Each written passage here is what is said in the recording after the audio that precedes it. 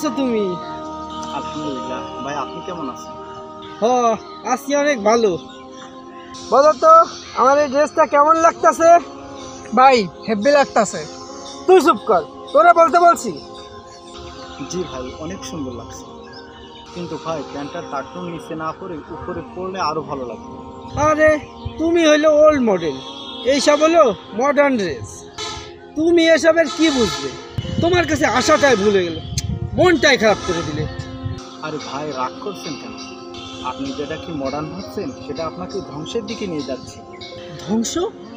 শুধু ধ্বংসই না, এটার কারণে আপনার শারীরিক কত ক্ষতি হচ্ছে আপনি কি জানেন? আচ্ছা, বিষয়টা পরিষ্কার করে বলো তো। টাকনুর নিচে কাপড় পরা কবিরা গুনাহ।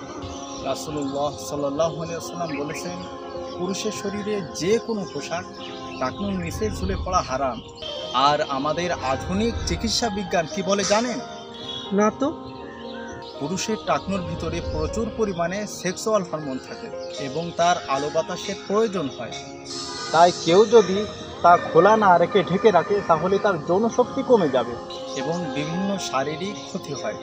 কেননা টাকনুর ভিতরে বিভিন্ন এনজাইম থাকে যেগুলো আলো বাতাস না পেলে কর্মক্ষমতা হারিয়ে ফেলে। তাই পুরুষদের অবশ্যই টাকনুর উপরে কাপড় পরা উচিত। নারীদের ক্ষেত্রে ঠিক উল্টা, নারীরা টাকনুর নিচে কাপড় না পরলে উক্ত সমস্যা দেখা দিবে। এগুলো তো আগে জানতাম না। দেখেন ভাই, একসাথে দুটো ক্ষতি করছেন, শারীরিক ক্ষতি করছেন আর পাশাপাশি জাহান্নামের দিকেও অগ্রসর হচ্ছেন।